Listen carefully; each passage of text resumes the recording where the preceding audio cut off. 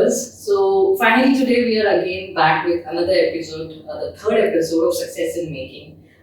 So Black Swan presents Success in Making is a show where we showcase stories of entrepreneurs, dynamic leaders, and you get an answer to many unanswered questions, especially when you are starting your business or you're already in your startup journey.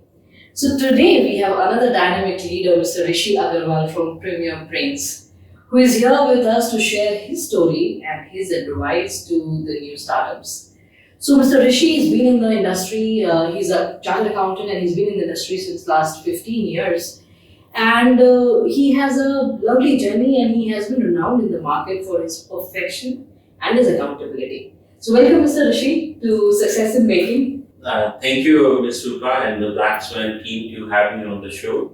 And good afternoon and Assalamu alaikum to all the viewers. Thank you, Mr. Rishi. So today we will know a lot of things about Mr. Rishi. So let's start the journey. So as per customs, our first question is just to ice break with the viewers that, who are you and from where are you? Very good question to do an ice breaking.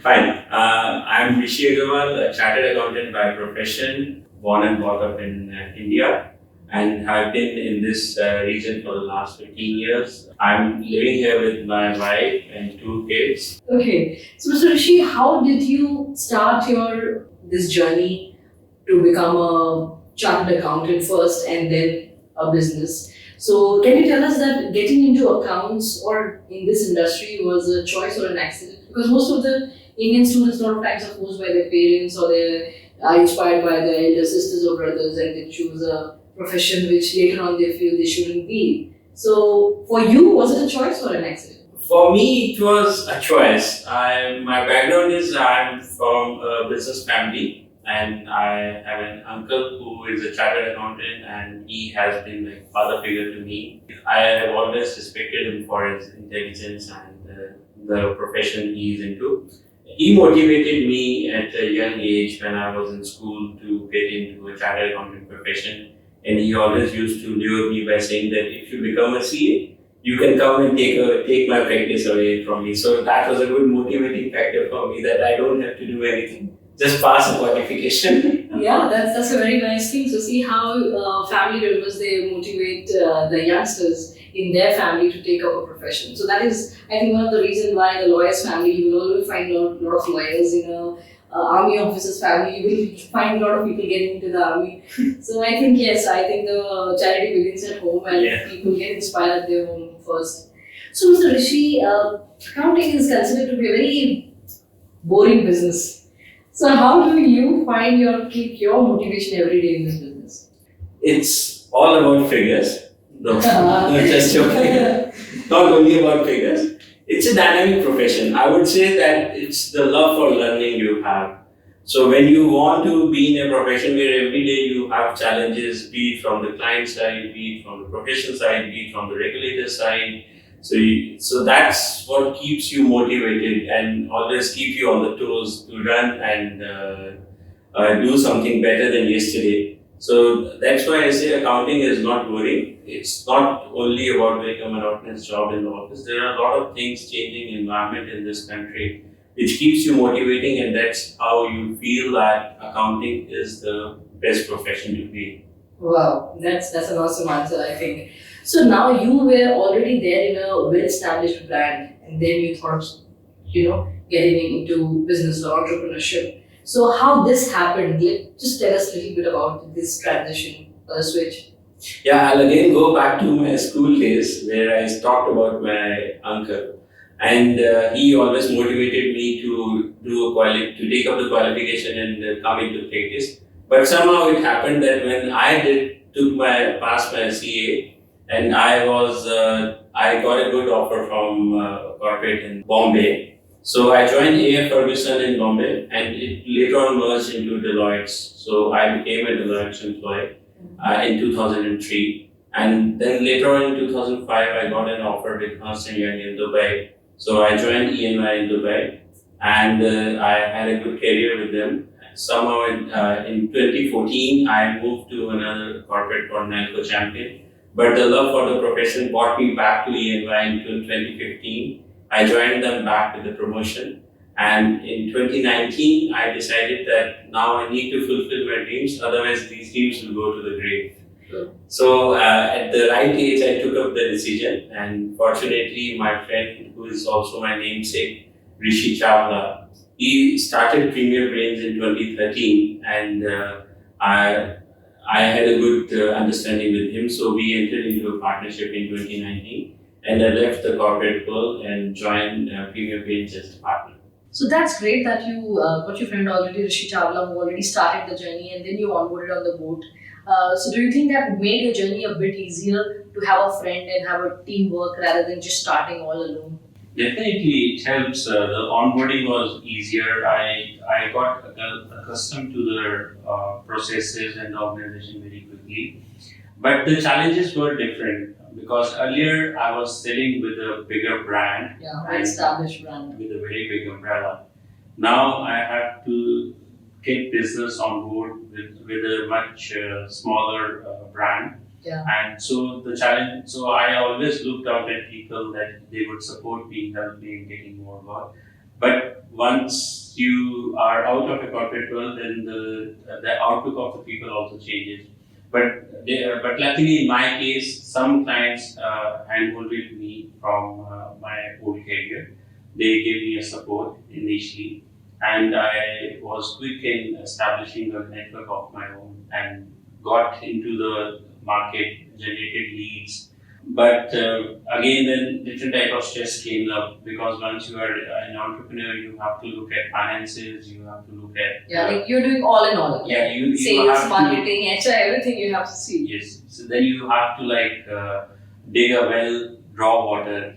Tomorrow again dig a well, draw water. So those kind of challenges you don't face in a corporate world when you are with a bigger brand. That's a very important point. So, do you feel that the pressure is different between what is easier, being in a well-established brand and working for them, or establishing a brand for yourself, working in a new brand and making it big? So, what task you feel is easier, or which one is tougher? Everything is easier if you have the right mindset. When you are working with a bigger brand, you have to make sure that the brand is not damaged. You have to always live to that standard. Yeah. And when you are building a brand, you need to make sure that people respect you and you build up a brand. So, so the journey is different. So everything is easy as long as you have the right mindset to do it. Yeah, that's very true. But yeah, that's the challenge what people face in building that right mindset. So, Mr. Rishi, you're in the market for the last 15 years. You have seen the economy growing from one type to another type. So, how do you see the compliance maturing in this country or in this region, rather? Compliance has really matured in this region over the last few years, I would say. The latest one in the news is like introduction of tax in VAT in Oman, effective from 2021.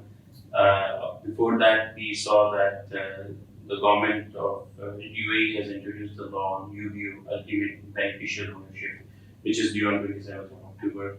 So before that, we saw regulations on economic substance regulations. Before that, we had CBCR law coming into place, which is country by country reporting. And if you go back to 2018, we saw introduction of indirect taxation in Dubai, which was never people always thought that it's unlikely that we will have a taxation in UAE. People are going to be free forever. So as we see that there are a lot of regulations which has come in the last couple of years, and I expect more regulations to be coming in the next few years. And this is, and even if you look at the banking sector, the KYC norms has matured. So overall, the compliance has really increased, and Saudi has changed the tax laws on VAT and increased the VAT to 15%. So there are a lot of taxation laws which have changed in this region, and the compliance has really matured. FTA is knocking the doors of people for filing, to have a proper filing of VAT return. So it has really matured. I can So what do you think that do a business faces any challenge while they're transiting from one rule type to another rule type, or Do the businesses they face any challenge in coping up with these compliances? I would first thanks to UAE government for giving a good transition clause in every new law which they include. But at the same time, yes, businesses face challenges in complying with laws because most of the time either they don't have the records, proper records, or they are not prepared to change. Yeah. So adaptation is the key. So as and when new laws are coming into this region, people have to adapt. They have to need to have proper advice and then accordingly comply with the laws. Absolutely, you're absolutely right because people are sometimes not ready to change. Yes. So they forget that rules are for something good and which make them more organized. So just in relation to this question, why accounting or your industry? It's such a bizarre in the corporate world. Why it's such a big deal? It's not a big deal. Only thing is people they forget to account for their transactions sometimes, and lack of discipline becomes a bizarre. So if you don't do a thing at the right time, then obviously you end up with having challenges. So I'm sure when you started your journey, you also must have faced similar challenges. Absolutely, absolutely. I'm very bad in maths and very bad in accounts. So that applies to all. People, when they don't account for things at the right time, they don't do it properly. So when it comes to auditing time, then they go back and then they regret. Okay. So that's why it becomes a bizarre. You're right. So, related to this, I'm just very inquisitive about one thing. Being a woman, like I said, I hate maths, I hate accounts. But is it very general? Because I've seen your industry is very much dominated by men, and I find very less women in this field. So, do you think there is any problem or an imbalance of interest for this profession, which has made this ratio little Uh, I won't agree to this factfully. I have seen in other parts of the world that women dominate this profession, and maybe it's more convenient for them, like we have seen in the pandemic time, working from home, or if they are going to office, so it's a more in-house job for them. So I have seen that women are more in this profession in other parts. But definitely here we see this imbalance. And just to add here that this is October month, and to support the cause of breast cancer, we are doing a CSR activity that's nice. during this month. And I'm wearing pink shirt today. I see that. Support pink over. And breast cancer is really a cause of concern now.